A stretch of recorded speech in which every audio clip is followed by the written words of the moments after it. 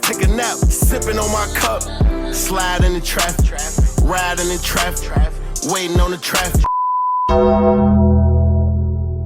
Student stabbed to death at a track meet. The victim's father says his son died in the arms of his twin brother. High school community gathered tonight in grief after the stabbing death of a teenager at a track meet. Another teenager, a student at Frisco Centennial, is now charged with the murder. He was going to turn out to be a great individual and impact this world with positivity. Track, he was doing everything right. I was so proud. And his brother was holding him, trying to hold the blood in, and he passed. My son watched his brother die in his arms. It's unclear how Anthony got the knife into the meat or what exactly led up to the fight. Anthony is now facing first-degree murder charges, and Jeff Metcalf It was the best weekend ever. is only left with memories. I was able to watch and be blessed so much. But having both my sons are amazing. When Jeff Metcalf was diagnosed with cancer 9 years ago, his boys were his strength. Now cancer-free, it's his faith that's keeping him strong. And when I kissed his forehead today, as his body was cold, I ran my fingers through his hair. I told him it's not goodbye. It's see you later. I'll join you at some point too, son. You just beat me to this place. I feel like if I was talking to my grandmother about this situation, may she rest in peace, she'd quote, "That boy done lost his everlasting mind." Looking back at my experience in high school, it's a time when most of us feel like we grown, but in actuality we not. If you played sports and you was the star, 9 times out of 10 you was the man in high school. In fact, most of us know this already. In high school, you got this thing called popularity. Now I'll let you guys let me know how you feel about popularity. But what comes with that is habits at a very early age. For the ones that was popular, it seems it comes with a sense of entitlement that can, believe it or not, turn into a negative in your life later on down the line. And not all, but for some of the ones who was quote-unquote not popular, they can develop habits like jealousy and envy. And we all know, if that's not rectified at a very early age, that can hinder you from success later on down the line as well. And in this story, you got some people coming out saying this is a clear sign of jealousy, envy. But on the other hand, you have some people who say this was a young kid who lost his life after feeling entitled. Now, I'm not here to let you guys know how I feel, but I am here to present the facts and see what you guys believe this was at the conclusion. So before we go over this one, I want you guys to remember, I won't give you no angle. I just give you the story. So with that being said,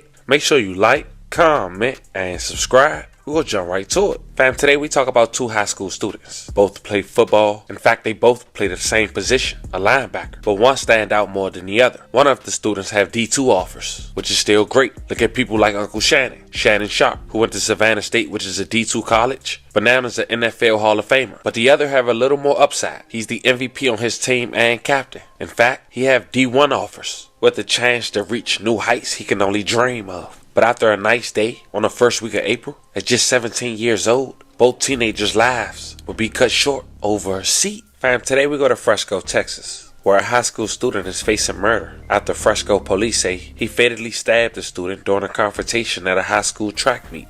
The incident took place April 2nd, 2025 on Wednesday at QY Kendall Stadium at around 10 a.m. The victim was identified as Austin Metcalf. He had a twin brother and he was considered the oldest by 4 minutes. Austin was a junior at Memorial High School in Frisco, Texas. He was a linebacker for the football team. He was recently named MVP. He had a part-time job at Halo's Pizzeria. On the second day of April in 2025, Austin and his twin brother, Hunter Metcalf, decided to support the high school track team, which was at the stadium about 30 miles north of Dallas. Now, when the twins got to the stadium, they was looking for a tent that was meant for all high school students that went to Memorial High School. Now, when they got there, they noticed a kid who go by the name of Carmelo Anthony with the K sitting in the section. But he didn't go to Memorial High School. Carmelo went to Frisco Centennial High School. And according to Carmelo Anthony's X account, he have a handful of scholarships from D.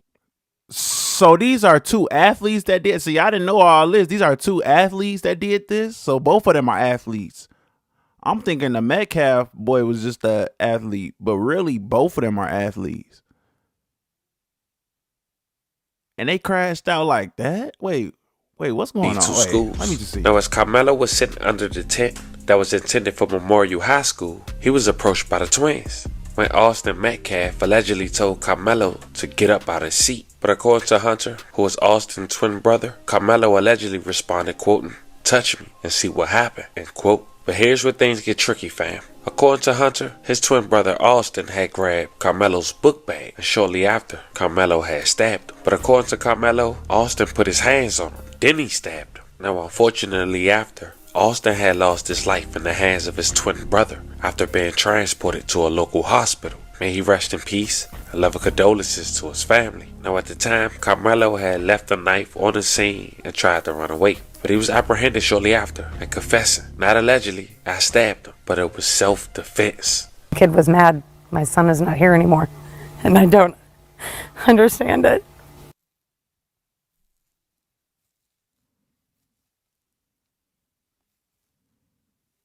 Just tell me about what happened today. I don't know. I got a phone call from Hunter. He was screaming that Austin had been stabbed.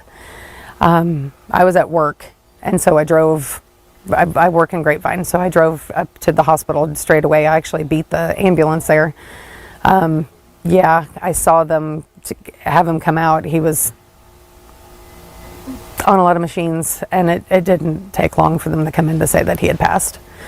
So, not sure, senseless act of a boy that was in the wrong tent, and my son doing the right thing by telling that boy that he needed to be removed from where he was. And see, this is the angle. See, this is the thing that I feel like one side of people, and I don't even want to get too deep into it, but one side of people want to say that it's because some people, I'm seeing people say it's because the boy is white and the kid crashed out.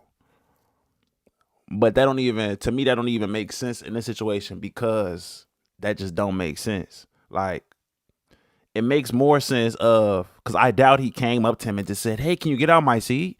Or, "Hey, this is my seat. Can you please move?" That's how they tried to make it seem like it happened. But I'm sure he walked up on him. Hey, bro, you're not supposed to be right here. Like, probably, and he the MVP, captain team. They talking about popularity. He probably walked up and said it in a certain way that made him feel like, and he walking up. It's two of them walking up on a while there's somebody sitting down, and you saying it like an aggressive. I don't know. Like I said, I don't know what happened, but to me, that scene in this situation, it seems more likely of it being in the realm of that than him just walking up and saying it very calmly and just so nice about it. You know what I'm saying? But just doesn't make any sense. I mean, that's just because the kid was mad, my son is not here anymore, and I don't understand it. Tell me about Austin. What do you want people to know about your boy? He was the most amazing kid. Oh, so smart. He had college football guys looking at him to play in college. His goal was to play in college. He just wanted to play football. His life was going to the gym and working out and being a leader on his football team, and he just had such ambitions and a drive that it's hard to find in a kid. And he's just such a good spirit, and so many kids loved him, and his brother's lost his best friend. Yeah, that's a crazy part too, bro. Twin brother. They said twin brother had him in his arms and everything, bro. Like, I cannot imagine that, bro. A brother, let alone a twin brother. I feel like that connection y'all have is a lot deeper and stronger. You feel me? With a twin brother. You feel me? Send my condolences to him. They're twins, right? Yeah, identical twins. Yeah. They've been like, they are the best of friends. Like, just, I'm so worried about my son, because he's gonna have to face this world alone now, because he had a brother that was with him the whole time, and now he's gonna have to do it alone. And I'm just so worried about him. I really am. Was Hunter with Austin today? He was. They made him go away when they were doing CPR on him, but he was there when he was stabbed, and he was holding, I guess, the wound to keep it from, he was trying to save his brother. But I think he said he saw when he took his last breath and before the CPR came back in. So for what I heard, he was unresponsive for 5 minutes. They were able to revive him a little, but I think it was too little too late. What can the community do for your family? They need to support the the kids at the school. Austin was loved by so many people. They need to know that there's other people out there for them and not against them, you know. And Frisco Memorial has got a football program it's in a process, and we want everybody to know that it's a family and they're there together. So, but just to put your arms wrap around the support. This is Hunter. Did you want to talk to him? Oh, man. I'm so sorry for you. Thank you. I'm so sorry. He's a good kid. We just found a little altercation, and that's really it. But he has a good heart. Everyone knows. Everyone around here knows he's a great kid. He just one mistake from that dude, and just took my brother. He didn't deserve it. No one deserves a loss from a family like that. I know people that lose their family members all the time, but I just didn't know it's gonna be mine so soon. I'm my best friend and my brother my whole life, but if y'all could just like, not y'all, sorry, just like thank y'all for just comforting us, and like the Frisco area has been comforting my family and me. And I just really appreciate everything that everyone's done. It's a really hard loss, but we're gonna get through it with my family. So we'll just stay together.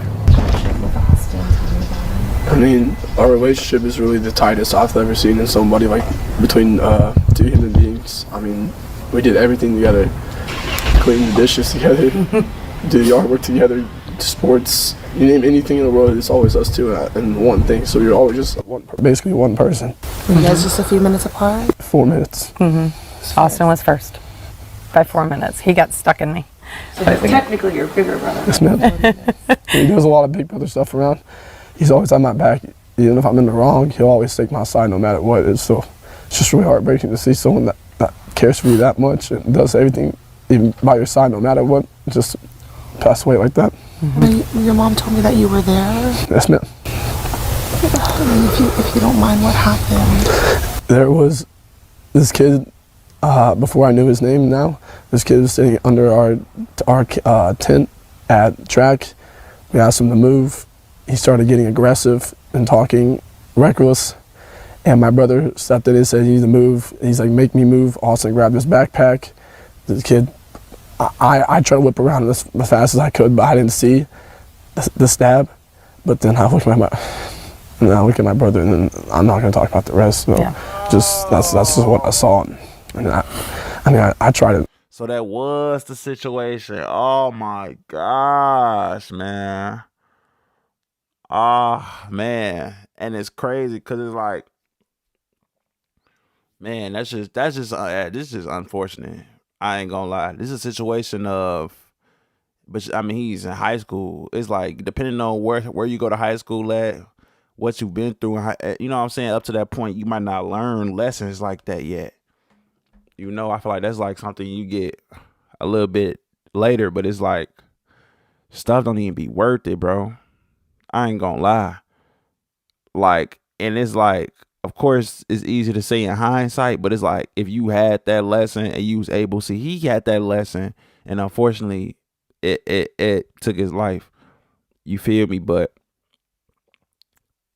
if you had that type of lesson before, you would know. You feel me? A situation like that, bro, like it's no reason really for both of them to be aggressive. But it's like, just let bro sit right there. You feel me? Like, I probably wouldn't even have said nothing, me. You feel me? But that's just unfortunate because regardless, you wouldn't think it would end like that. You feel me? But like I said, it's two. The boy seeing two people walk up on him. It's not just him. It's him and his brother walking up on him. And he's saying it's their area. You know what I'm saying? But that's crazy. That is crazy. Wow. I tried to help him, but it was just senseless. It was really senseless. Really, I don't know why a person would do that to someone just over that little argument. It's just crazy in this world nowadays how people just up and do that. Like that man has a family. That man has people that care about them all the time, and he did everything for our family too. He was a strong man. He was a strong kid. Mm-hmm. I was strong, and I know I'm strong too, but he's a little stronger. But he did a lot for our family and a bunch of stuff that we just don't recognize. And it's just like, especially throughout our friends too, like everyone knew like he was the peacemaker. He was, that's what I'm saying, like heard someone who really makes peace, really calms peace down. He makes everything sail smoothly. And because I get upset, but then he calms me down. He was just always there for me. So it's just really heartbreaking to see like how this happened. Oh my goodness, you guys are how old are you? 17. 17. Yeah, they'll be 18 in July. I saw a lot of articles say you guys were 16. I wasn't sure. Yeah, they're 17. Yes, ma'am. Junior? Yeah. Yes, ma'am. Yeah. Austin wanted to play football. He would have played college football. He would have. For sure. He definitely used his mindset, his skill level, his IQ of the game was probably the best I've seen in the Frisco area. Yeah. As a linebacker, he was a stud, and I always try to fill those shoes with him and play with him. And I had a blast my whole life playing sports with him my whole life. It was just me and him always good against people. And our last year together was this year, so it's just really heartbreaking not to see him next year on the field. I'm so sorry, my love. Oh my goodness. I saw that he won like linebacker of the year. For the Frisco Memorial, he was second team all district, which he should have been first. Yeah. But it's just everyone knows around this area the impacts of what he does for football and what he does for families and friends. Like he's just a great guy overall to be around. And it sounds like some of the stuff we heard, like a Benji Wilson type thing, you know? Because I'm from Chicago, that's what happened here with Simeon, but that was like basketball. But like, man, bro, especially you're an athlete and you got stuff going for you got to be moving a certain way. But the crazy thing about this situation, though, is that the dude who did it is also an athlete. Y'all both, it's like both of y'all should have knew better, bro. This is not, come on, man. Both of y'all life is basically is gone. One literally, but the other one is like, you finna be, you know? Man, it's a crazy situation, bro. hard worker. Extremely, it's just really hard. It's just really hard to see someone go like that just for like recklessness. My focus of my story is, of course, on Austin. That is what's most important. But what would you say about the suspect and what's next? I don't know anything about him. We have nothing to say. I've never met this kid until right then. It really was under 30 seconds, this altercation. I've never met this kid in my entire life. And it's just... And to be honest with you, we don't want to give him any recognition or any care, because that's not we have no desire to have anything to do with that man. Absolutely. So... If Austin can hear you, what would you say to him? I'd say, that's really hard, but I'd say a lot of things because I saw him before his last moments and it was just... How much we loved him. He knew that. He knew how much I loved him, how much I do for him. I do anything for him. Yeah. No matter what. He's called me, I think anything that he needs, I'll do it for him. He's just a great guy, so when you have a great guy, you want people to be around you, they're going to be around you no matter what. Like, he's a great leader. That's what I always want to tell him. Like, I always wanted to be like him in that sense. Is like how he just communicates and has great ways with people all the time. And I always looked up to him for like that. He wasn't a big brother in a sense. He was the same age, but he was a big brother to me. We just want to make sure that everybody knows how much that Austin is going to be still in our lives, as far as in our memories and our hearts forever. You know, it's going to be really hard. This is going to be really hard. I see how much you guys love and adore him. Yeah, I'm really trying not to cry, but it's No, it's your baby. Yeah. He was my big baby. He was 225 pounds. Both of them big boys, and I loved movie time with them. They would ask me if we'd watch a movie and sit on the couch, and he'd put his head on my lap, and I'd scratch his back, and he was just, I don't know, he'd tell me things. He was so personable with me, and you know, I knew stuff that most teenagers wouldn't tell their moms. That just things that because we were close, you know, and now it's going to be us wrangling the future together.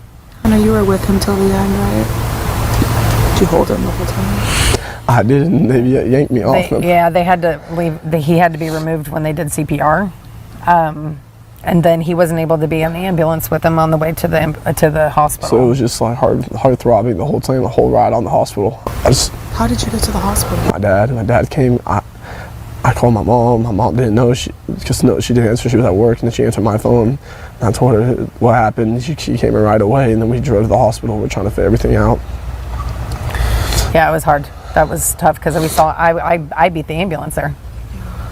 I don't even know how that's possible, but I did because I came in from Grapevine.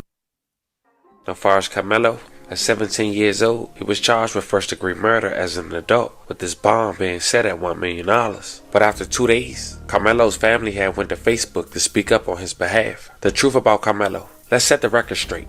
Enough with the misinformation. Let's talk about facts. 1. It's normal for all students from different schools to gather under another school's tent. Carmelo had friends there. He wasn't trespassing or looking for trouble. 2nd, the claim that one of the twins had never seen Carmelo before, a blatant lie. 3, no student has the right to remove another student from a school-owned tent. The school owns the tent, not the twins. 4, Carmelo is a track athlete. The twins are not. He wasn't even expecting to see them there. Now here's what they don't want you to know. The twins didn't just ask him to leave. They tried to jump him. Before attacking him, they tried to take his belongings, broke his phone, and stomped on it. The twins are known bullies. So ask yourself, if 200+ attackers came at your child, what would you expect them to do? And yet, despite everything, the media is trying to destroy Carmelo's name. They keep posting a picture of him with an airsoft gun, not even a real firearm, to manipulate the public perception. Why? Because they want to paint him as a... And that's what I'm saying. I've been seeing, when I first saw the situation, I was seeing that,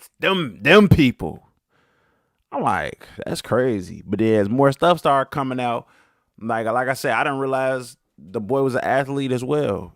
You feel me? Like, criminal instead of a victim. Let's talk about who Carmelo really is. A respectful, well-mannered young man, a 4.0 student with multiple college offers, a kid with 0 criminal history, not even a blemish, a son raised in a loving home by parents who taught him right from wrong. A life was lost, and that is tragic. But what's also tragic is the way the media is twisting the story to fit their own agenda. Carmelo defended himself against violent aggressors. This is not a crime. Do not let the media race bait you. Do not let them manipulate the facts. Justice will prevail. Now fam, that post alone had over 12,000 comments and over 29,000 shares. Which lead me to my last question for you guys. Who right and who wrong? Let me know in the comments. We got 2 young kids whose life has changed forever. Honestly, this one of them things, y'all, we never gonna know unless they really like investigate.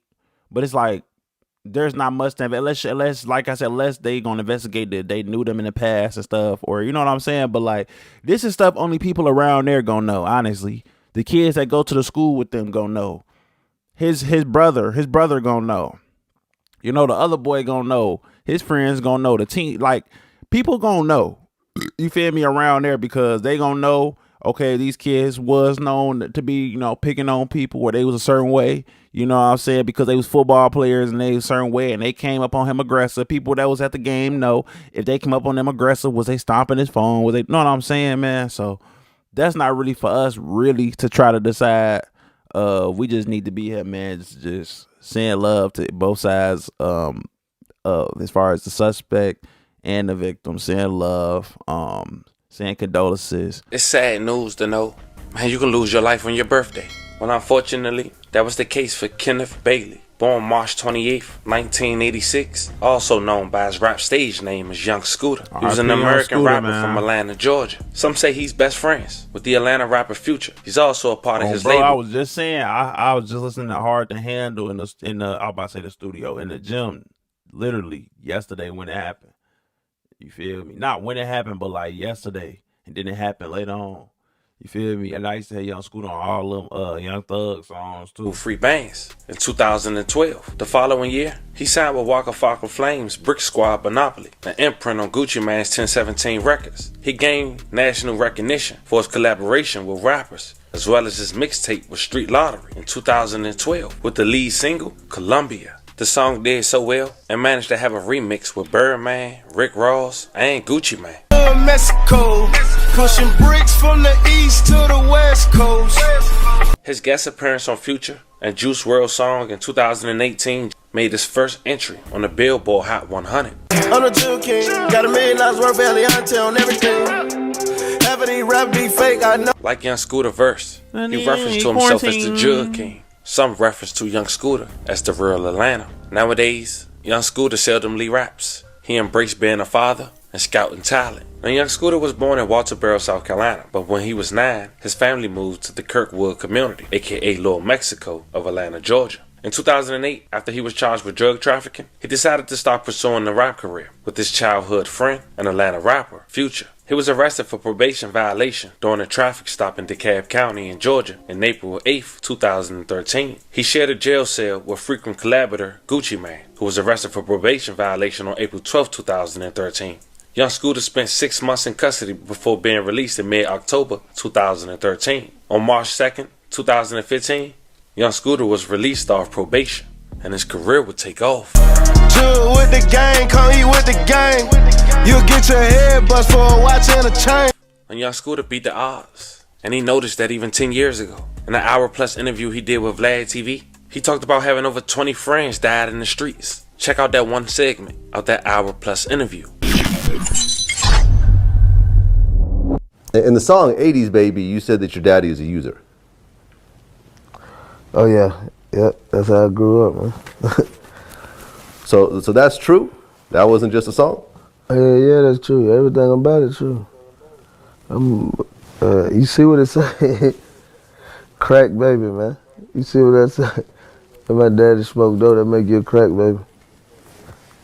So that's it. You gotta just listen to all my music, like 80s Baby is seriously. Like a lot of folks wonder, like, man, what is he talking about? But it's real. What do you think was the most difficult thing growing up and having your dad use? I don't really know because I ain't never had one, so I really couldn't tell you. Like, I just go with the flow, but I just know it's hard. Like, you ain't gonna make it too far. Like, you'll be in trouble. Like, some kids really don't, but like, the majority, like 90% out of 100, most of them gonna be locked up or just hustling. Without no daddy, that's all you got, because you're gonna be out there wandering in the streets. Every boy love their mama, but like they want their daddy around, but if he ain't, then you know you all out. You just TTG, you just train to go. You just do anything. But fortunately for me, I ain't never had no daddy, so I just did anything anyway. Like how often would you see your father, you know, when you were young? In the period, I ain't really seen him, about once or twice a year. I've been going years without seeing my daddy, so you know what I'm saying? I don't even dwell on that. I just keep working. I feel you. So I mean, growing up in this type of environment, like how old were you when you first started getting involved in street business? About 13, 14 years old. 13, 14 years old. Yeah. Like, do you remember what got you into it initially? No, just being around and living in that atmosphere. Like when you living in the streets and you can't move out the hood, then that's all you know, then that's what it's gonna be. It ain't gonna be like, I wish I could play football or basketball, like I wish that's the route I would've took, than the streets and do this, but you know what I'm saying? God do everything for a reason. I'm still breathing, so. Sadly, just 10 years after that interview downtown Atlanta, which happens to be just blocks away from State Farm Arena, where the Sweet 16 of the NCAA college basketball tournament was underway, Atlanta police around 6:45 got a disturbance of domestic violence. Apparently, Young Scooter, 39 years old, was one of 2 suspects they were pursuing after a call. The caller also mentioned that weapons were involved. Young Scooter and the other suspect ran from the home on William Nye Drive. APD say one suspect returned to the house, but Young Scooter continued to run. And it was while he was running from the police, he had jumped 2 sets of fences, that somehow he injured his leg. He was rushed to Grady where he died. The GBIGA has been requested to investigate. Atlanta police officers said no officers fired their weapons during the pursuit of Young Scooter, but it was initially reported that he broke a bone in his leg. But I guess we'll only find out once they release the autopsy. I'm Jennifer Bellamy. We are following breaking news right now in the city of Atlanta, where just minutes ago, Atlanta police held a news conference about the death of a 39-year-old man, Kenneth Bailey, also known as rapper Young Scooter. 11 Alive's Cody Alcorn is live for us tonight right outside of Atlanta Police Headquarters. Cody, you just stepped out of that briefing from police. A lot going on tonight. What have you learned? Well, Jennifer, the main thing we want to set straight here, the lieutenant over homicide with Atlanta police saying they did not, in fact, shoot young Scooter. They say there were no shots fired during this ordeal tonight on William Nye Drive. I believe we have a live look at that scene right now. What Atlanta police say did happen this evening is that they were responding to a call from a home there on William Nye Drive involving a disturbance with weapons. As officers got on scene, they got reports that there was a woman involved in this, possibly shots fired, and that she was taken back into the home. However, at this hour, they cannot find that woman. What they did find in the home were two male suspects. One of those males returned from the home after running away. That second suspect never returned, and we're told as he was making his way from that home, he actually jumped 2 fences. It was during one of those jumps he landed and somehow broke a leg. Some were hearing initial reports it was a femur. Again, we don't know the details of exactly the injuries, but tonight the medical examiner says a cause and manner of death have not been confirmed. But again, this is now confirmed to be Bailey, a based rapper here in Atlanta known as Young Scooter.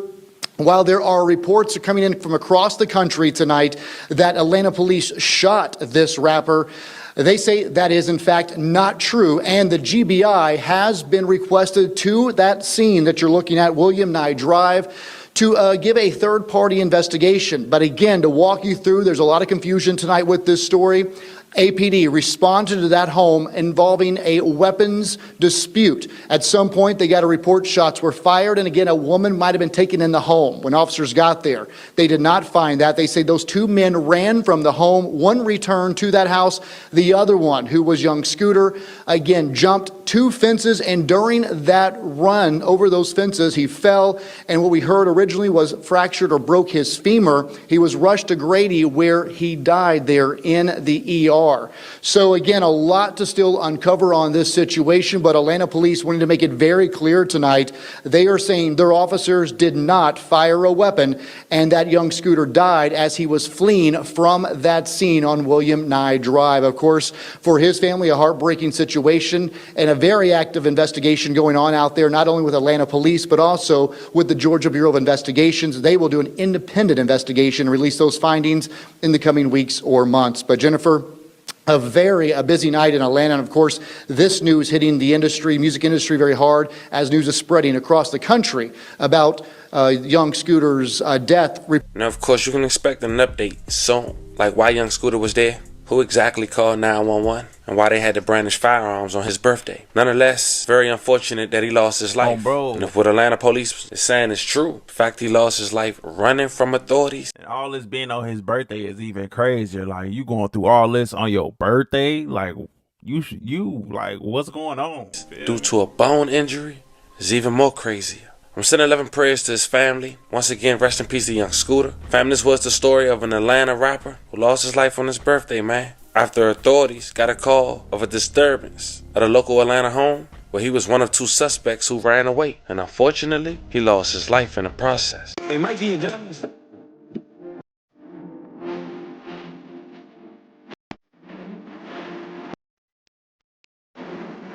You gonna need another handshot count on my body.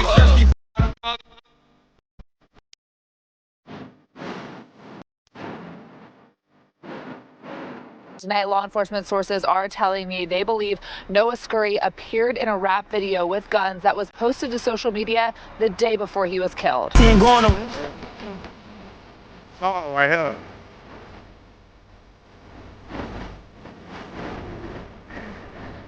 I don't think this him rapping though. I think that's Buddy that's with him rapping though.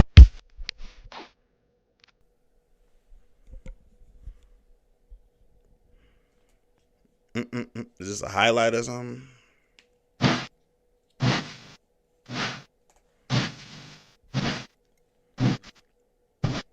I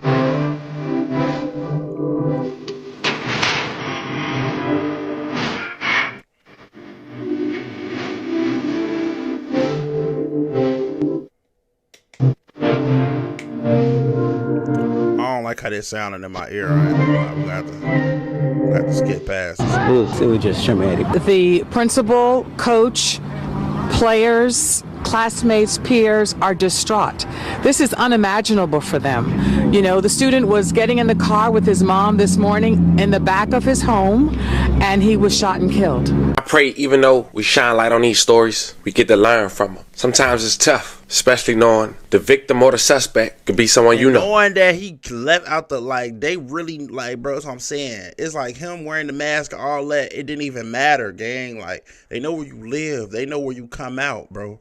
They saw you coming outside with your mom out the back and all type of, you know what I'm saying? Like, could be someone you love. Fam, today's story is a prime example on how you can't have one foot in the streets and one foot out. Ultimately, you get done the worst. Within the last 24 hours, a young man from Philadelphia had his opposition camp out in front of his home and wait until he about to get in the car with his mom on his way to school to take his life. Now out the gate, we know this was personal. They got their target. And even though this was tragic, thank God no one else was hurt like his mom. Now from the outside looking in, things look crazy. I mean, any person losing their life to gun violence is unfortunate. But we talking about a young man who was a high school standout basketball player. A young man who scored the highest SAT score in his class. Was gunned down in a gruesome way on his way to school. But like we all know, fam, there's always two sides of the story. And in this case, unfortunately, after doing my research, this man was living two lives, even having two Instagram accounts.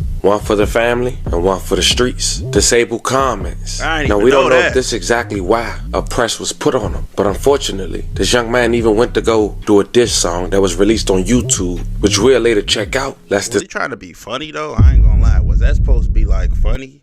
This is why a press was put on him and he had him pressing Buddy up the floor.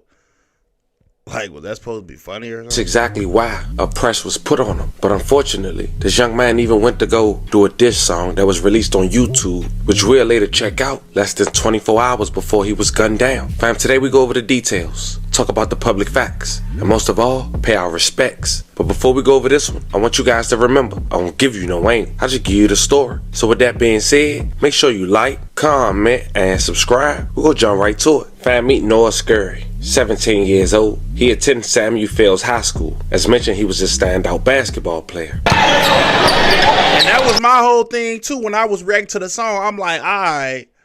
Everybody keeps saying, bro, could hoop. He doing this. He should be hooping instead of. But it's like, okay, yeah, that is true. But like, I was trying to figure out, okay, is he, like he said, a standout basketball player? Do he just got a jersey but be on the bench? Is he a starter but don't really, you know? Is he a role player off the bench? You know? Regardless, you want him to be alive and stuff. But I'm saying, like, certain people got different situations, which is why they would, you know what I'm saying, risk it to a certain way. But it seemed like he was a star. He was the star of the team. I mean, he got a lot of highlights of him getting buckets.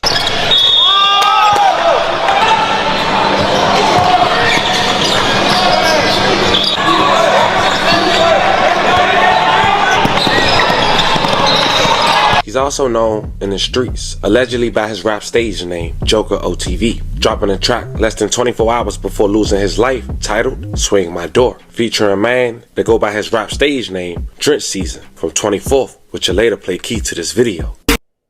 There he is, my man. Hey, where can I get a glizzy around here? Right around the corner. Perfect, thank you. Sit down like Metcalf.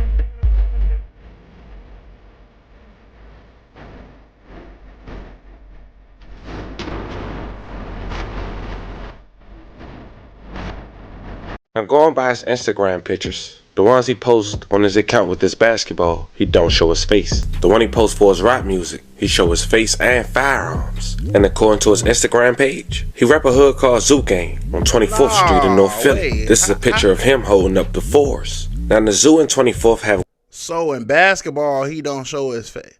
That's actually backwards. See, bro, see what I'm saying, bro?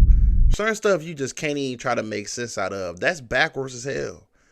I would think he would not show his face on the rap page, but show his face on the basketball side.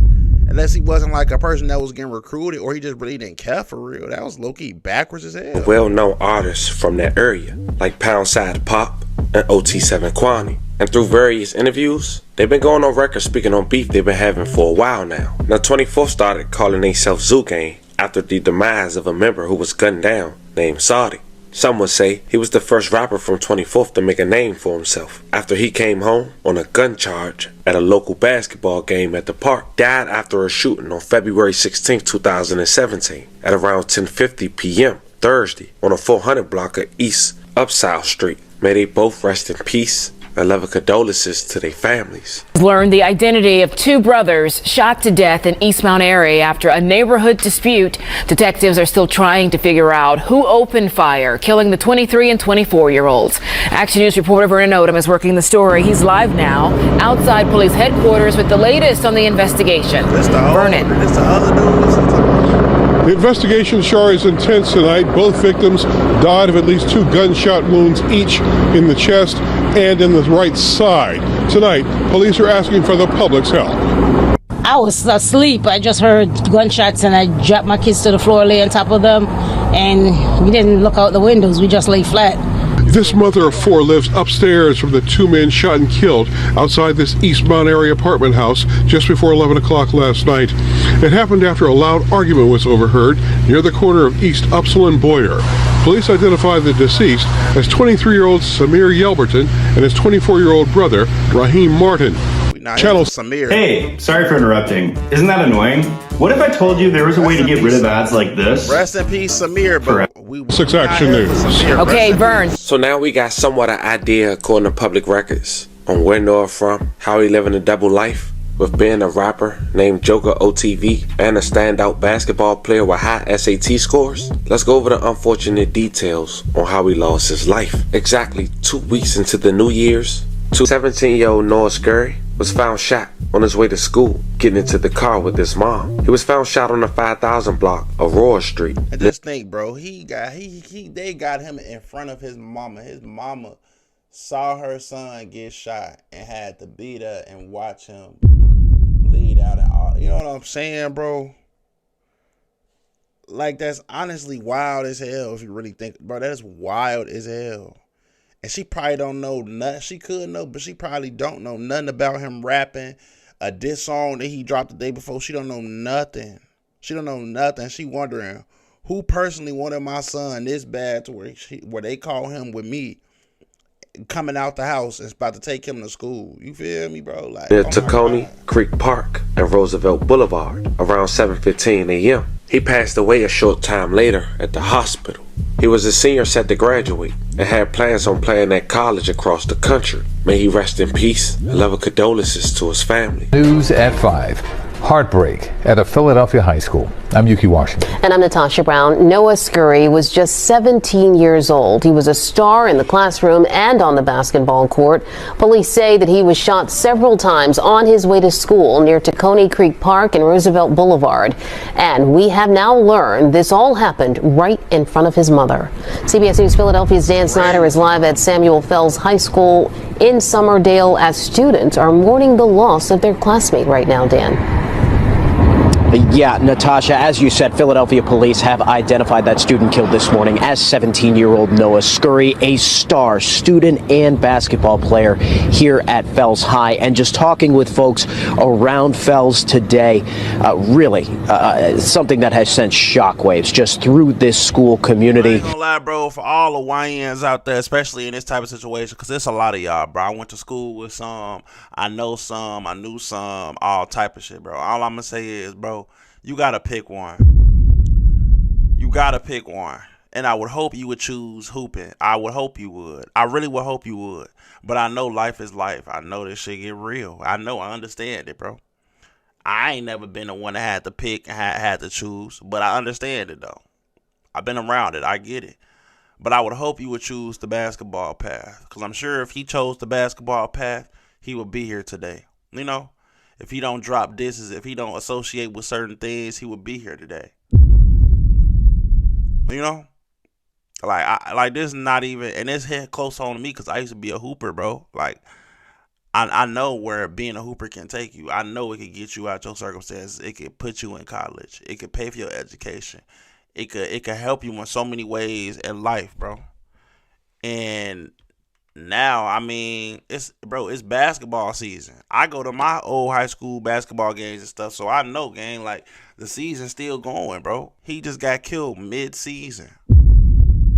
And And they said he had plans on going to college across the state. Like, bro, I really hope people learn from this, bro, and nobody else follows his footsteps and takes the path that he took. I'm not gonna lie, this is a prime example of what you don't want to do, what you don't want to be. I'm keeping it a buck. Like, I really hope everybody out there looking at this story, this example. I hate that it had to happen. We all do, but it's like we all need to learn from this, bro. That ain't the way. Police say this all started at around 7:15 this morning. That's where that shooting happened, just off of Rohrer Street. Police say Scurry was shot multiple times on his way to school. He later died at a hospital. School leaders say Scurry was known as a gifted basketball player and a very smart student.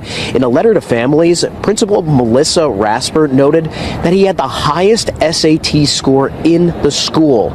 Students and staff tell us today's incident was felt by everybody in the building. The basketball boys running in the lunchroom. The whole school seemed upset. I saw Mel crying. It was just traumatic. The principal, coach, players, classmates, peers are distraught. This is unimaginable for them. You know, the student was getting in the car with his mom this morning in the back of his home, and he was shot and killed. Now, all after-school activities have been canceled here at Fells tonight. Basketball games are going to be canceled through the rest of the week. Philadelphia police are still searching. I'm already knowing, like, all the kids at the school probably like, that nigga dropped the disc, like, probably like can't believe it happened, but also know, bro, bro, you know, people at school know what's going on. You feel me? They know what disc just dropped. They know it. You know what I'm saying? So it's just all this at once. I mean, how do you think 12 know it? I mean, I'm sure they did their research or whatever, for sure. They did their investigation. But, nigga, people telling them. He just low-key dropped the diss song. He low-key got this name, this, that, the third, you know? Like, bro. This is For Scurry's shooter. Natasha, back to you. Now, as mentioned, no one has yet to be arrested. It's people who has been commenting, and I'm here to bring you guys what's being presented to the public, that he has bodies. That's not true if it hasn't been documented. So we're not going to speak on that. It's an unfortunate situation, and I'm praying, if not some, at least one get to learn from this. Life already hard. Trying to live a double life, you're going to make it 10 times harder on yourself. Now, fam, if and when more develop about this case, you know I'm going to keep you guys updated. Once again, I'm saying rest in peace to everyone who we talked about who lost their life in this story. A love and condolences to the families. Fam, I want to know how you guys feel about this one. This was the story of a young man who was a high school basketball standout, scored the highest score on his SAT in his class, but was living a double life and managed to be gunned down while getting into a car with his mom on his way to school. Let me know how you guys feel about this one in the comments. Don't forget to like and subscribe. Until then. Yeah, bro, I ain't gonna lie. This one hurt. This one hurt. I'm not gonna lie. This one hurt. Even when I was listening to the song, it hurt. Like, damn, like I always say, bro, I like negativity, but I hate what it leads to. That's what I always say. I love it, but I hate what it leads to, bro. And the negativity is what he's saying in the music. What they putting out, all the pipes they got on music, what he's saying he gonna do, and all what he throwing up and stuff. Oh, it sound good, yeah.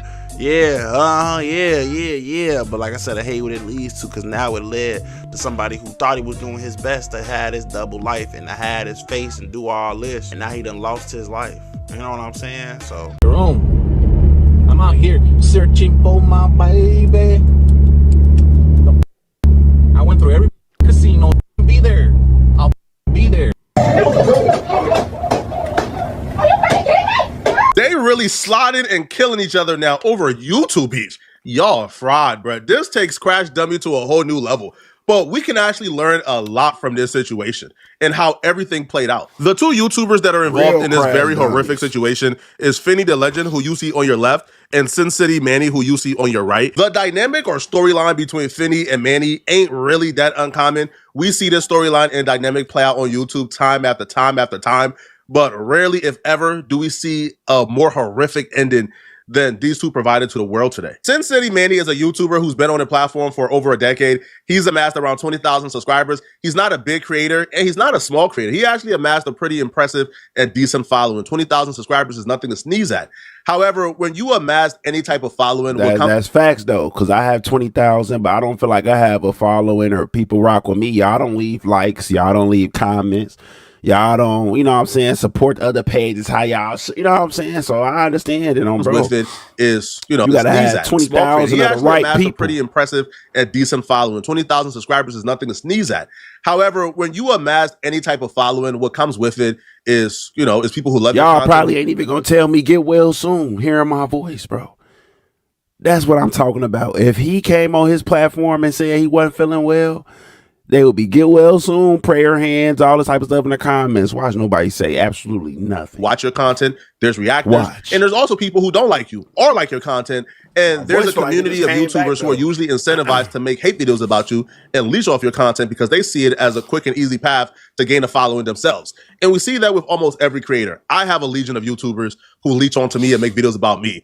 I just see it as it comes with the territory, right? If I get this platform to exalt the Lord and make money and feed my family, then, hey, man, if that's what comes with it, I'll take it, bro. Because the worst case scenario is I'll go back to working at a call center, being homeless, not being able to do nothing for my family. So if having a little bit of haters is what it takes, man, to grow and have a following on YouTube, I'll take it. However, not everyone have my approach. Sincity Manny, for the most part, would really engage with the other YouTubers who were making videos about him. He would often do reactions to them, react to them, sneak diss them in real life. So he was very interactive with these people, which I think helped incentivize more people to begin making videos and hate videos about him.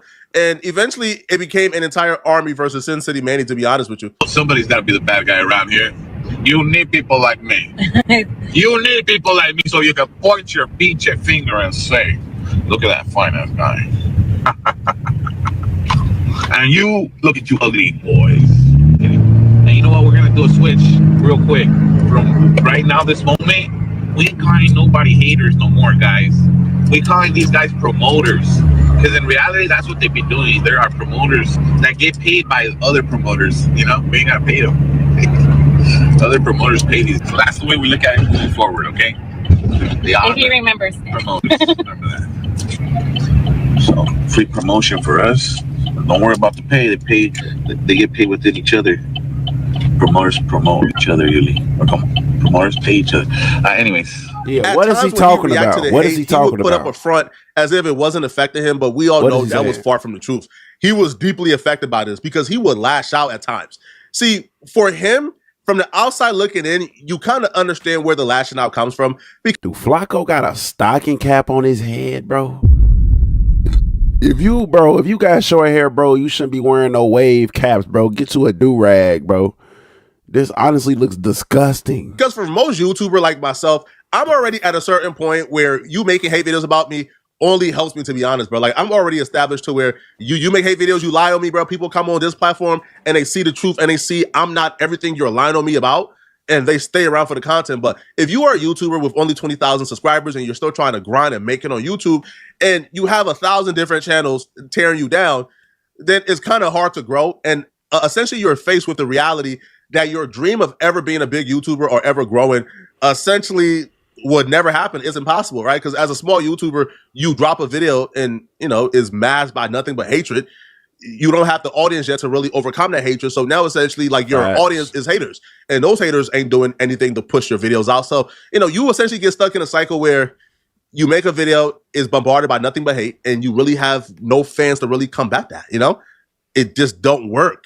So he was faced with that reality that, you only have 20,000 subscribers. Your hate train is just too large and too great right now at this stage for you to ever succeed. Finny was Manny's biggest adversary from Manny's perspective to making it big one day, because Finny was very open that he had no plans on stopping. As a matter of fact, he put Manny's name in his title, hoping that when people search up Sincity Manny, they would discover his channel so they can see all the hate that he has said about Manny. So Finny was really content. He was in a great position. If Manny ever grows, well, his channel will grow too, because he's a Manny hate channel.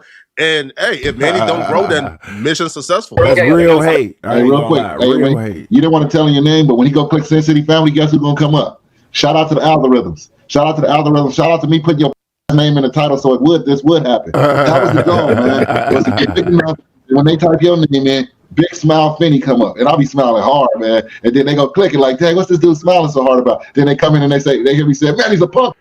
If you go to Finny's channel, you would see like almost every video was about Sincity Manny, man. Everyone.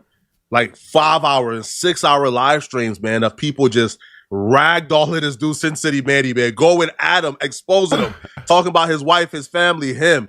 Yo, their entire mission was to make sure that Sincity Manny do not become a successful YouTuber. For a relatively small YouTuber, Finny was making a lot of money in donations and super chats for essentially running a Sincity Manny hate channel. JC told me I better chill, and let me see what JC told me to chill about.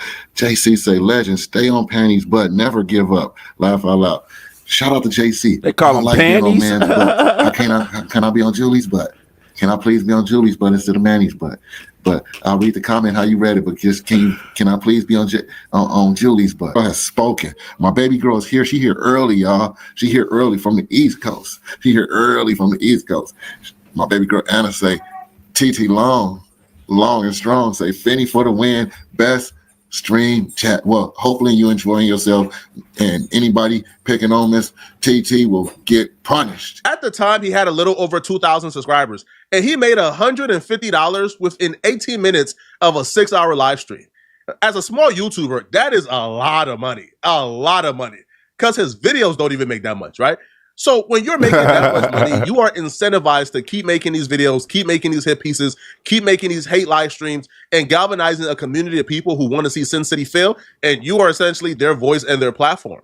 Now, I'm not saying that Finny didn't have good reasons to want to see Manny fail, because from what I watched, Finny, for the most part, started off as a fan of Sincity Manny. Then the more he watched, bro. That's like a smart idea, bro. But then it gets to in situations like this, making a whole hate channel dedicated to somebody, like it helps. But it's like once that person, like once they run, because I don't know which one of them was unalived. I don't know which one of them was unalived. So it's like, bro, just know once that person is not around anymore or not relevant enough anymore, bro, that idea and that channel, bro, is gonna go down. It's like me with this channel, bro. I don't make as much or get as much traction as I used to. I still get it out enough, but I don't get a lot as I used to, because I used to only react to music. But it's like I can't keep reacting to music. You know what I'm saying? So when you switch up, you see what happens. I probably average 50 views or something like that, like something very small for 20,000 subs.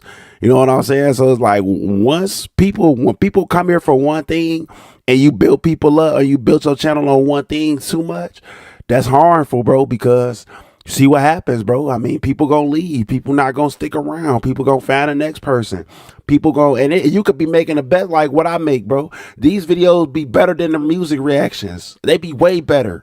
Body cam, all the videos I do, body cam, reacting to this public figure stuff, all this be way bigger. But it's like the audience not loyal enough, and it's like I said, the audience was built on music, and it's the same thing with this dude. He hating on Sin City, and it's like, what happens if Sin City ends up being unalive at the end of this video? It's like, what does your content go now? You gonna talk about somebody who's not here anymore? If nobody cares about that anymore, or Sin City stop making YouTube, what, you just gonna talk about how he needs to come back for the rest of your YouTube career? You know, like you got to really build a solid base and really and really just not get people just so focused on one thing all the time, bro, because they will leave. I ain't gonna Manny, lie. he just couldn't get down with him, right? Manny Well, has they been will accused only of come sucker for one punching thing. people, pepper spraying people, and he just thought that Manny was an absolute weirdo after watching him, you know, for a prolonged period, and decided he was going to start exposing Manny and creating a platform for Manny victims, right? So he may have his reasons for doing this.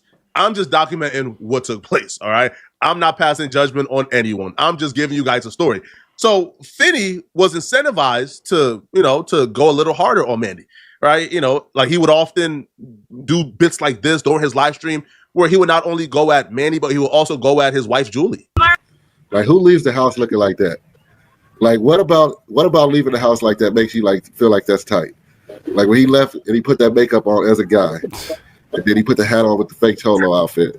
Like, what about that? Like, what do you think he said? Like, do you think he was like, man, I look hard tonight? Like, what is his goal? I don't get it. What's his goal? Does he want to look like a clown? Does he want to look like a cholo? What's his goal? He's a all I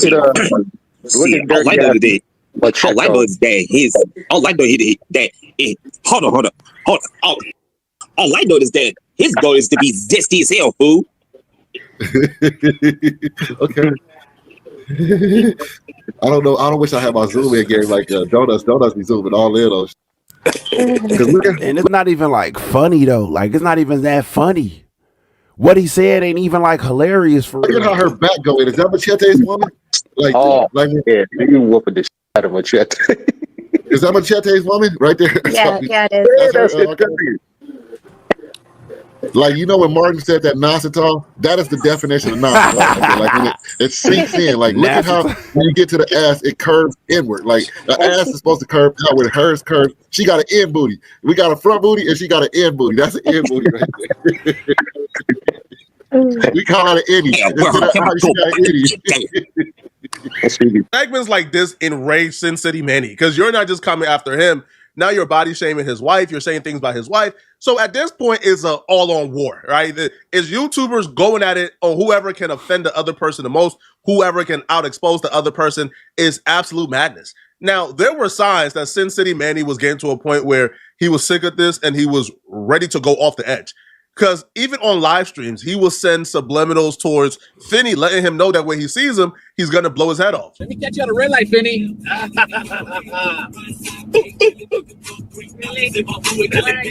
That fat boy over there in Arizona, somebody got checked on. Send me the picture. I want to see that. Somebody got to do it.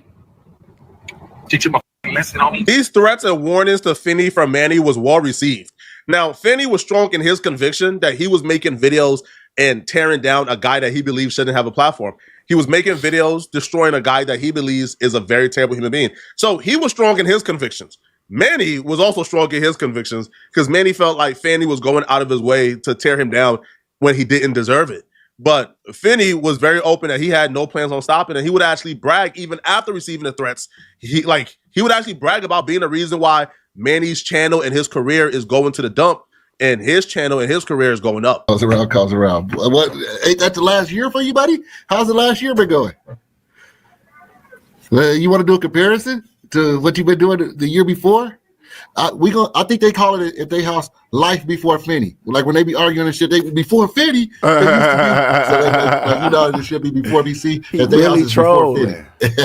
And he fried trolling. Before Finny. Here we go. He took pride in being a reason why Manny's life wasn't going how he wanted it to go. He took pride. You see, yo, Finny is smiling. He's obviously content with his convictions that he's doing the right thing because he took absolute pride in Manny's hopes and dreams of being a YouTuber was being squandered and broken and tore down by him. And he loved it. And he took sole responsibility for, pretty much ruining Manny's life and his dreams and his hope.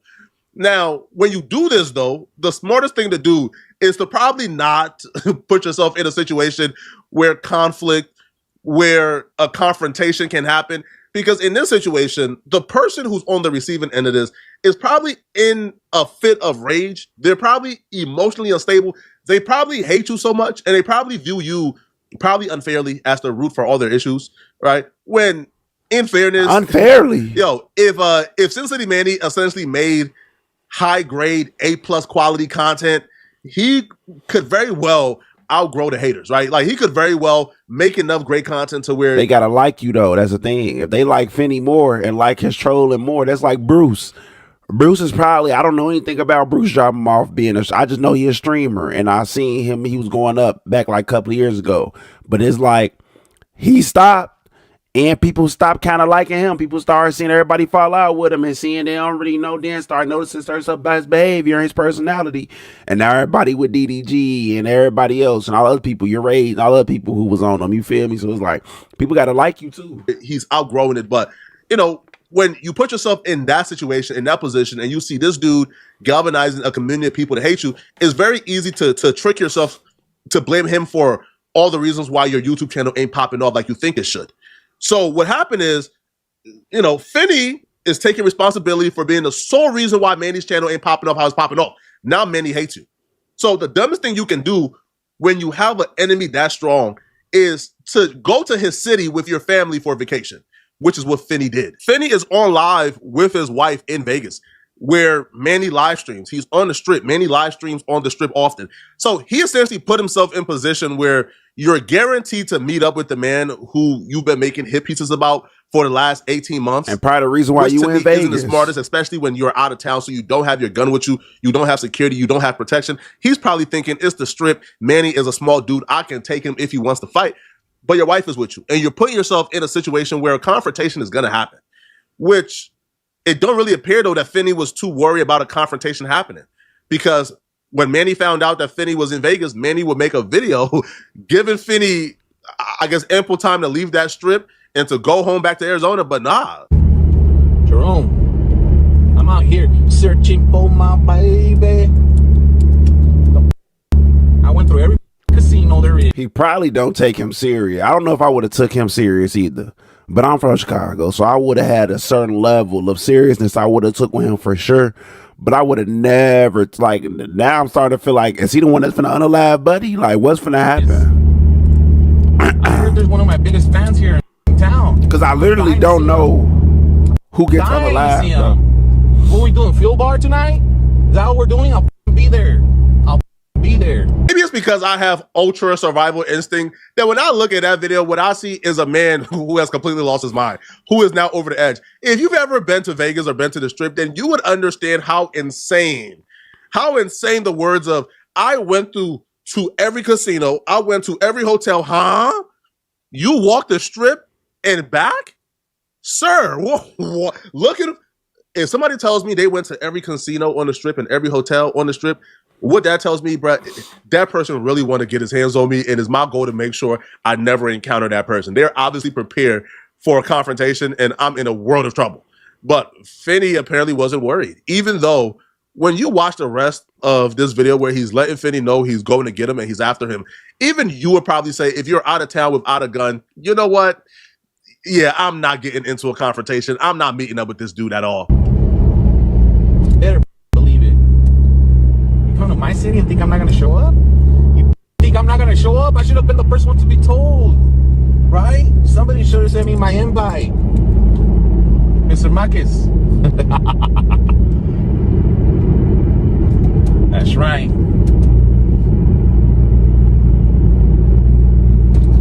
We outside. We're doing field bar tonight. I'm there, homie. Or wherever you go, I will be there. Oh man, come on. I have to say hi to my biggest fan. You know?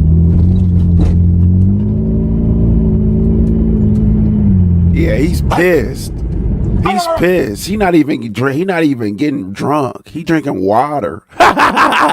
He's pissed. He's getting ready for real. Just watching how far Finny videos have driven this man off the edge is one of the reasons why I don't really do the pile-on content, right? Like I'll make a video or two or maybe three about somebody, but I really don't want to get in the habit of making a video about somebody every day or joining in on a creator who's already being piled on and making daily videos about them, because I always feel like, one, I don't want to be responsible for this person cracking, right?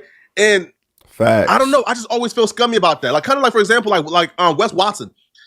I made videos about Wes Watson like early on, and I'll probably make a video or two about Wes Watson in the future. But why I don't do the daily Wes Watson video like other creators is because I feel like just piling on somebody every day to me is kind of like, you know, there's something cruel about that. Now, some of these dudes deserve the pile on, like Johnny Somali and others, they deserve the pile on. But just in my heart, man, I just don't want to be responsible for anybody's mental health taking a toll, you know? So I just don't.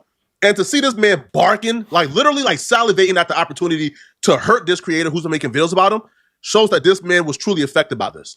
And he made good on his promise, because while Finny was live on the Strip, like Manny walked by. And I don't know if Manny was trying to go unnoticed, but Finny seen Manny and he laughed a little bit. And then the confrontation happened.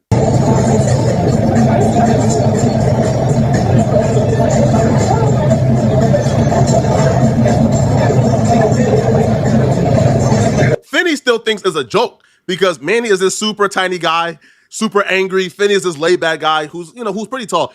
So he spots Manny walking by and he starts laughing. He still thinks it's a joke. He thinks Manny is harmless.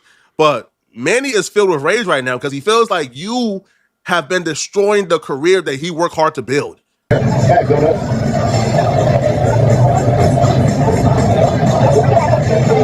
So Finny books it because Manny spotted Finny's wife. So when he spots Finny wife, he realizes Finny is somewhere here. So then he spots Finny. So then he pulls out his gun and tries to circle back to get Finny. Now, Finny and his wife is probably thinking, Manny isn't going to hurt the wife. He wants Finny. So the wife gets in front of Manny to prevent him from getting to Finny. Finny sees that and he tries to book it. He gets out the frame. Manny then spots Finny and begins to shoot. At that point, wait, no, don't turn the volume down. What the? Oh, why would you? Why would they mute? Why would they mute? Anyone who got in the way. Now, currently, we know that Finny got hit. Manny then spots Finny and begins to shoot. At that point, Manny is filled with so much rage that he took anyone who got in the way. Now, currently, we know that Finny got hit and he was shot and killed. We know the wife was killed. And we know another bystander was hit. Now, that person's condition is currently unknown. There's rumors. He killed him and his wife?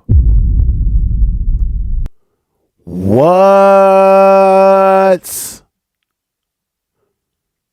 That person passed away. I haven't heard any official claims yet, but currently, we know for sure that Finny and his wife, they both passed away. And we literally witnessed their last moment in 4K. All over YouTube beef. All over, listen, like quite possibly dreams of becoming a big YouTuber that was probably never going to materialize. These dudes were a part of a niche community on YouTube, essentially centered around one dude who people thought was silly and they made videos about. They maybe clowning him, talking about his wife, and he just couldn't take it. He broke. He snapped. Now, one, Manny is a piece of you-know-what. Like, he's a bro, he's a terrible human being. Manny should burn in hell, right? I don't care what the excuse is. I don't care if your feelings was hurt. I don't care if, you was experiencing mental anguish. What? You don't do that to innocent people. You just don't. Now, if you and Finny want to duke it out and take your anger out with each other, do that, bruh. You killing a wife too, ain't no excuse for it, bro. Yeah, bro. Y'all should have just been fighting, bro.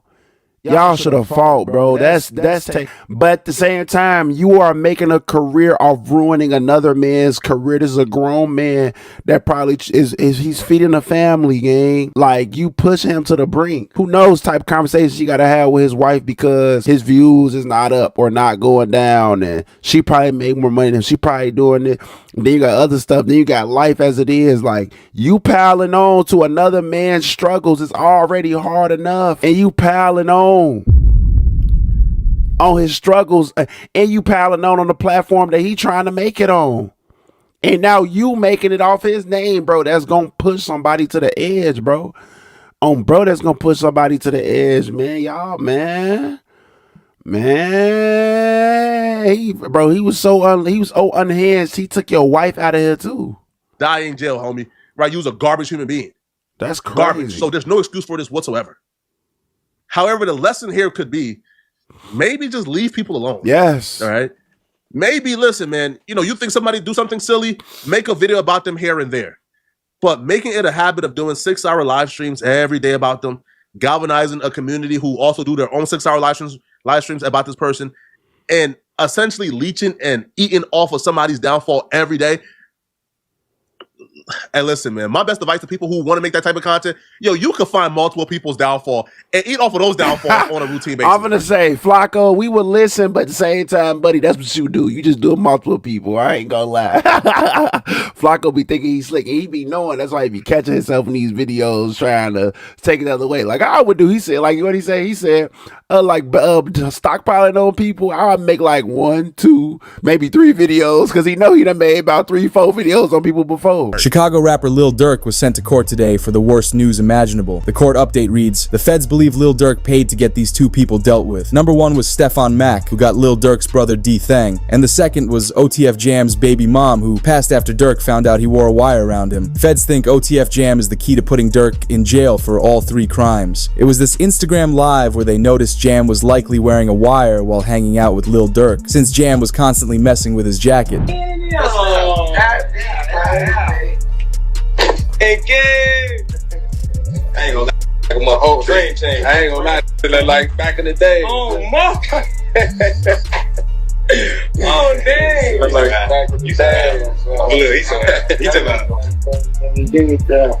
Check on your man. Oh man, I ain't gonna lie. They basically, I heard somebody say Jam's baby mama was the one who was the mail carrier that got shot in Chicago, bro. That's crazy because I remember that story. Everybody was talking, why would you shoot a mail carrier? Like, people just doing anything. You feel me? Like, if that's the case, that is honestly crazy, bro. I ain't gonna lie, man. He is overly fixing that jacket, bro. What happened to Dare? Architect. What happened to who? What happened to Dare? School's trying to stop down. All that whooping on the net, it got your man. Metro! But the courtroom shared another Durk Instagram live from the day Lil Pab was taken out. The feds would go on to explain that a common tactic with criminals is that they will try to create an alibi for themselves when they know a crime is going down, which is what the feds believe Durk was doing with this Instagram live. They can't see other shit. What? Tweaking with folks. Right. Hey, somebody always said, slap a car. Somebody always said, slap a car. Come on, gang. Come on, bro. Like, you see what I'm saying? Like, they really be reaching for stuff like that. Because he coughed and wiped his nose. Like, nigga. And not like he did it and nothing like that. He said, you feel me? Like, look on that'll, yeah. What he said that? He said, bro, like a cheeseburger. Something about create a cheese, something about create an alibi. Like, so now if you don't have an alibi, you get in trouble. And if you create an alibi, you get in trouble. Like, that's what I'm saying, bro. What? This is real water. Y'all jewels be y'all over for real. Hey, I know what it be too, bud. What's that? Like everybody be having that cheese, you know? Y'all be doing shout outs, man. You gotta know your jewelry. Like, if somebody want me to give them a shout out for some jewelry, I'm gonna make sure you're in that vault. Yeah. However, Lil Durk's lawyers have been trying to get him released on bail due to his recent jail issues. Because Quando Rondo's been trying to get his revenge against Durk with the report. Sources allege Lil Durk's fast prison transfer was caused by issues within his cell block. Being a high-profile rapper likely caused him to be targeted for commissary and money. The next day, we saw both Quando Rondo and his close friend Lil Tim speak about King Von and Durk's situations. Lil Tim, who was the man that took out King Von, said it never should have happened and that it would have avoided Lil Pab passing also. To know, like, shit, I was just protecting my little brother. When you did finally find out that it was King Von who did it, how'd you feel? I was like, damn, if Brian did that stupid shit last night, he still would have been alive. That's how I was. But I was like, shit, I ain't no the type person I am. Like, I'm a humble person. I ain't no disrespect to like his mama saying him shit like that, because I could easily get on that type of stuff. One of you on Facebook saying that stuff, or am I tripping, y'all? Or was them fake Facebook page? I thought it was real. It was too legit to be fake. I ain't gonna lie to you. He was definitely on that. That's all I'm saying, bro. People be fronting that shit. And be clout chasing type. Like, I ain't on that type. I'm a humble person, but it's like, at the end of the day, if they ain't never popped that shit off, that would have never happened like that. Quando Rondo also said something similar, except he added that Durk has responsibilities for the people around him, and he threw it all away. Whoever on my side, they got kids and a mama that 100% love them. And at the end of the day, bro, all this bull that we talking about is stupid. That could have been handled a totally different way. It could have been handled to the point where a song and $3-4 million could have came out. Or whatever, like that could have got handled in a legit way, in a music way. However, we'd finally get to hear from Durk on a phone call in jail, where he confirmed he didn't go into protective custody. The post of the phone call read, "Just got off the phone with my brother Lil Durk. He's in good spirits, staying positive, and trying to get back home to his kids and family. We're not glorifying negativity. We're more than just street guys. We're men of honor in the code no matter our financial status. Bro, hit the main line with the rest of our kind. No protective custody." This call is from a federal prison. Say what, bro? I said, I know you're ready, but if you need anything, you know I got you. You know, I appreciate it. You know the thought that counts, yeah? Yeah, I know how that be, bro. It don't matter, bro. We ain't never moved our money. Except for that first time. Once it was that, it was that. Once it was like then, everything was history. Yeah. You I still got these things. I can't fuck with it like shit. Where you from? What you got going? I wonder if Durk know he being recorded right now though. The PC. Hey. They thought they thought a computer. You man, send me upstairs. Whatever it is, I gotta tap to it. Nah, for sure. Can't go no more with a PC and come out acting all crazy. Because Durk's staying true and denying the protective custody, but this got Charleston White's attention where he shared he is so happy Durk is in jail. This is a real victory because it is a demonic force. It was a dark force. It was a dark energy that came down from Chicago and spread throughout America. I don't think we'll hear drill music ever again. I don't think drill rappers would ever be celebrated ever again. Down goes the drill. So this is a victory for law-abiding Americans who like hip-hop music but don't like the killing part of it. Because Charleston also said similar stuff about YNW Melly since he's being treated poorly in jail. Even the YMW Melly, I'm so happy he in jail getting mistreated. Nah, free Melly, man. They doing Melly wrong. They gave him a week to say why he should be released, and then they couldn't come up with nothing, so they gave him another week, bro. They trying to keep bro in that game. He been in there since 2018, 2019, bro. Like, release that man from jail, bro. Y'all don't got no evidence on him. He ain't did nothing, man. Release YNW Melly, man, bro. Yeah, I'm so happy he in jail getting mistreated, homie. Homie, when you take a life, homie, he hasn't even been. You ain't got a right to complain about a motherfucking thing about being mistreated when you done chose to play somebody.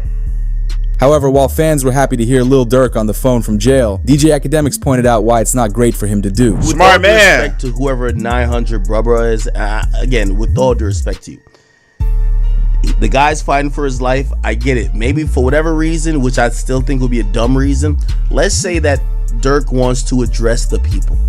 You know how you put this out? You say, yo, Durk, we on. You let him say what he's saying to the public, and you cut it off. We don't need to hear y'all back and forth. Because a lot of this audio kind of feels like maybe this wasn't how Durk wanted to first communicate with everybody in the world. Anything he does is gonna go viral. Having a conversation about, you know, even if you think it's in good faith, yo, we don't move off money, nah, blah, blah, blah. It don't sound right. It don't sound right, brother. Then he said, besides that first time, they'd be like, well, what's the first time? You feel me? Like, However, fans believe the Quando and Durk beef could escalate to Quando wanting revenge for Lil Pub because the feds investigated the lyrical back and forth beef over the years. It initially starts with King Von's passing by Quando's crew. Quando follows it up by dissing King Von. Man ran up on me, then we sprayed him. I'm talking lights out, we do the dash in that Durango. Jumped out with that pipe out, so tell them to pipe down. Durk then allegedly planned the hit on Quando crew and rapped back to them. They like Durk, he a singer, he won't do something. You can believe whatever you want, I got your folks hit. Right now, the search is on for 3 people who police say at a Savannah rapper, a member of his entourage. It happened in Los Angeles and cameras captured the aftermath. With Lil Pab passing, Quando dissed King Von again, but the court would even enter these next lyrics as evidence in the case, where Durk raps, "Look on the news and see your son screaming no no," as Durk was disrespectful to how Quando reacted to the Lil Pab case. This man, a passenger in that car, frantic at the sight. But the feds shared more lyrics saying, "Told me they got an addy, they got the location, go." As fans Green believe light, this refers to Brick Baby saying that he would have dropped Quando Rondo's location if Lil Durk had asked for it. Why is that? Then it's people like, you lined up somebody from your hood. Like, listen, I didn't.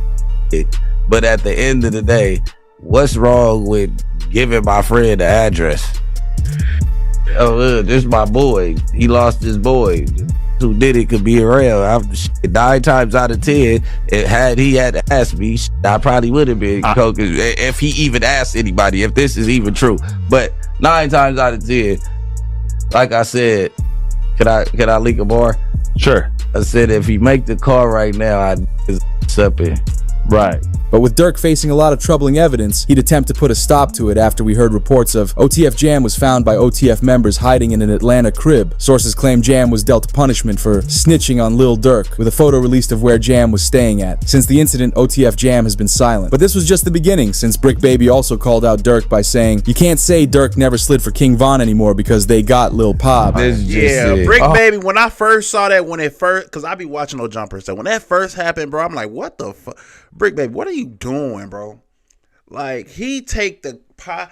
Oh my God, bro. And I be thinking in my head, like, people ain't this dumb. Like, maybe he's just doing this because he know Durk ain't got nothing to do with it. He know ain't nobody got nothing to do with it. Or maybe he talked to Durk and Durk said he ain't got nothing to do with it. But it's like, gang, you don't know. Of course he gonna tell you that. Look at what you do. Look at what you're doing.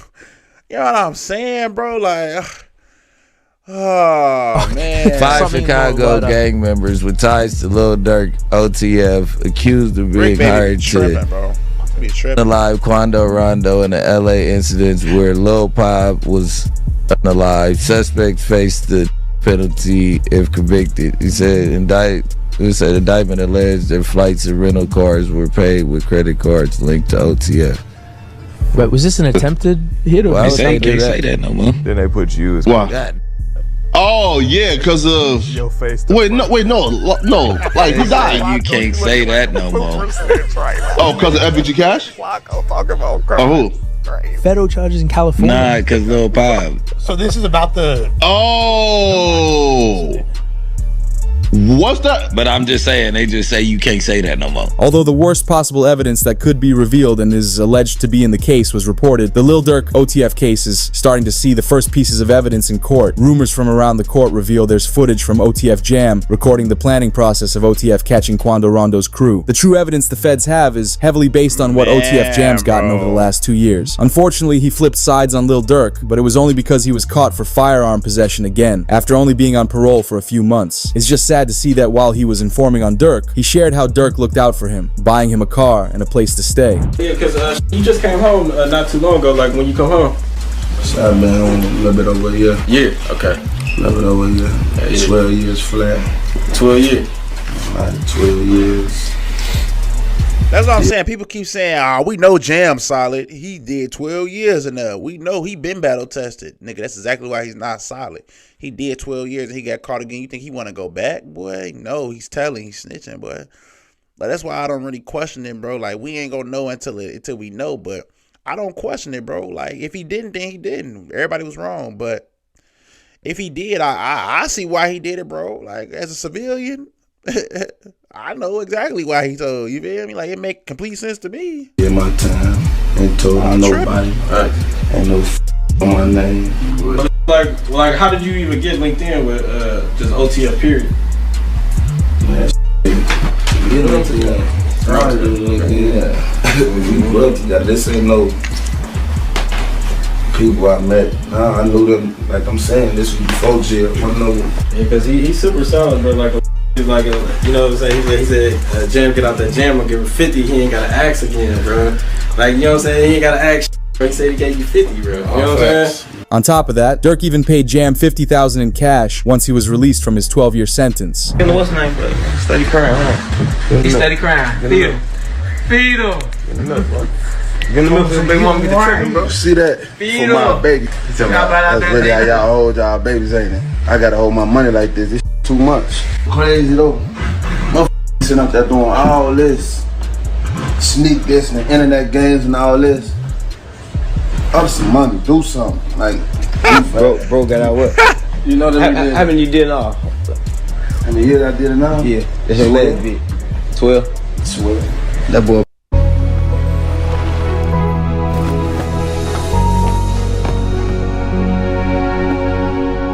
What the world needs now is love, sweet love. This game, you're not ready for it. I popped out 12 years. Because more evidence Jam brought against Durk was this old video of King Von with 3 of the suspects who took out Lil Pab, showing they were deeply connected with OTF. The solitary stone. We just looked at him, man. Let's go over there. What up, bro? Boss, you good? My boy. Let's go. They got real in here, man, because he just stepped in. The money man just stepped in. Despite it looking terrible for Durk, with all the evidence that's come out, we'd hear from Kodak Black's attorney share his thoughts, where he said, "I'm hesitant to say they have a slam dunk case on Durk Banks. I think they have a long way to go to prove the conspiracy against him." When it comes to Durk Banks, you know, so far I've seen one text that says, "Don't have them associate my name with any kind of flights that they're taking." Certainly that's not a good text, but is that the only text? Because that doesn't, you know, that in itself doesn't stand on its own. Certainly it's circumstantial. But like I said, we have to wait and see what other evidence they have. If they have a snitch, if they have videotapes or audio tapes of him saying something, I think. Yeah, bro, they definitely got a snitch. They definitely got audio tapes. I was never on that side of, oh, they only got that. Oh, they're gonna be good. Because no, bro, that's all they told us so far. We don't know what they got. And if the feds coming, bro, you know they got something crazy on. Memphis is known for birthing rap superstars, but on the dark side, the city of Memphis is also known for taking them. R.I.P. Sasso P, man. Nobody from pastors to kids to legends would be spared from the murder rate that leads the nation per capita. And we have been reporting on a shooting death at a downtown restaurant and bar, and we have a heartbreaking update. We can confirm now that prominent Memphis pastor Ricky Floyd has been shot and killed. Marion and a man she had met that night got into a heated religion discussion with Pastor Floyd inside the bar. Memphis detectives have confirmed pastor at deadly attack and happened. Matty J, I'm right to say so P being key, and for this video, we're gonna be speaking on Memphis rapper Say So P being killed in his own city after accidentally posting his hotel. March 22nd, 2025. It was 2:40 in the afternoon when gunfire would erupt outside of the Westin Hotel in downtown Memphis. And they shooting at 2:40 p.m. in downtown Memphis. At 2:40. This was just across the street from the FedEx Arena where the Grizzlies play. Across the street from where the Grizzlies play. An area not accustomed to broad day shootings. A video would emerge from a hotel guest peeking out their window of a man on the ground surrounded by police and paramedics. He'd appear lifeless, laid out between a black truck and the curb. A blue tarp would be placed over his body as more footage from the scene would show another man standing by an ambulance. Several police vehicles would respond as they began taping off parts of downtown to piece together what just took place. At the same time, news began to break on the internet. 34-year-old Houston, Texas rapper Sauce Walker was reportedly shot, along with his 27-year-old artist Say So P. Sauce Walker is said to have taken a bullet to the leg, was originally listed in serious condition, is now stable and expected to survive. But Say So P was unfortunately pronounced dead at the scene. Law enforcement would announce they believed the two men were targeted, while Sauce Walker's family would tell TMZ he wasn't the intended target, implying the shooters were gunning for Say So. According to police, the shooters jumped out of a white vehicle, opening fire from the street as the rappers stood in the and valet. low-key, yeah, what I did here too is Say So from Memphis too. So it could have been some people that he knew of or whatever the case is. I seen somebody say something about some money or something like that, or I don't know.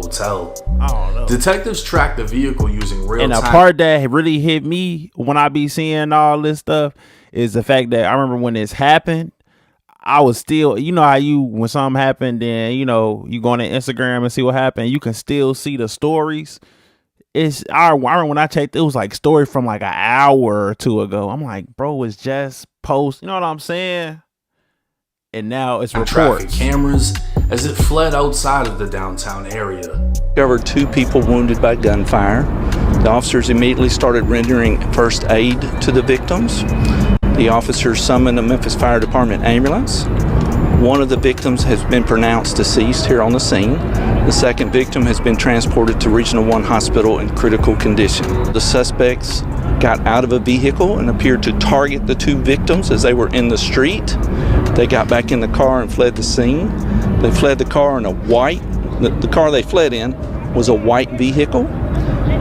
Detectives from the Real-Time Crime Center have tracked that vehicle as it fled into areas outside of Memphis. Latorian Hunt, who was more commonly known as Say So P, grew up in the Raleigh neighborhood of Memphis.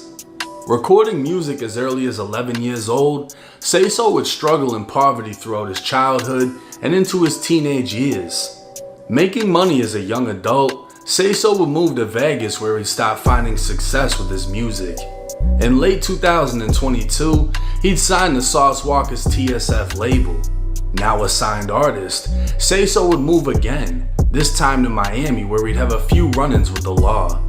The following year, Say So would drop a song titled Back in Memphis. I'm back in Memphis, black truck switching lanes. I remember being broken, fucked up, but things changed. I'm back in Memphis, where niggas kill you for some pennies. I got niggas I grew up with said I can't come to my city. I'm back in Memphis. Although the song came out prior to his death, the lyrics eerily resemble his demise. Say So would die next to a black truck in his own city, where his own friends he grew up with told him he couldn't come back. Although the police investigation is far from finished, early reports describe an ambush-style shooting, while many would have assumed it was a robbery. Looking at Say So and Sauce Walka's Instagram stories, it would appear Say So brought Walka to Memphis. Poppin', man, I know what's going on, man. TSL Memphis shit. Where we at though? And we in Memphis with this shit right now, in the M right now. You know where these rap niggas don't come to. But a Sauce nigga gonna be here, man. Sleep here, stay here, man. You know, so as long as we want to, man. You dig what I'm saying? Certified, man. This shit going the fuck on. I saw this story, and then I saw Say So actual story himself, but I saw this on Sauce Walka's story too. Right now, popping this shit, man. Popping this shit, man. Normal shit, records, man. You know what I'm talking about? You dig what I'm saying? Head to toe, that man. Head to toe, man. I see that boy. I'm on land with that boy. Louis, that boy.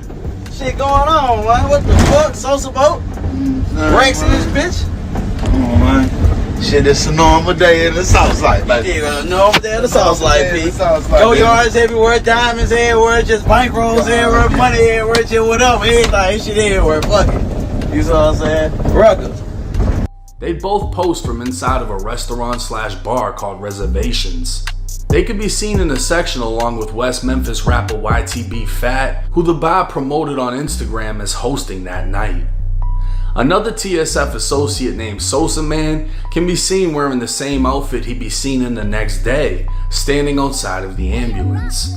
What they may not have realized was Say So actually dropped their location.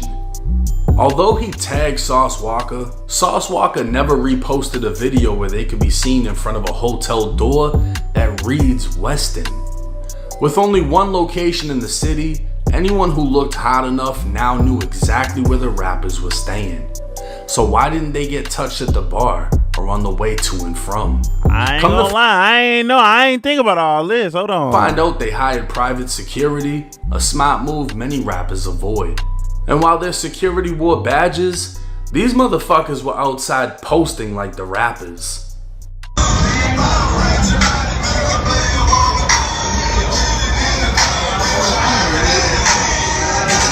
Shit going on, man. Get with this shit, man.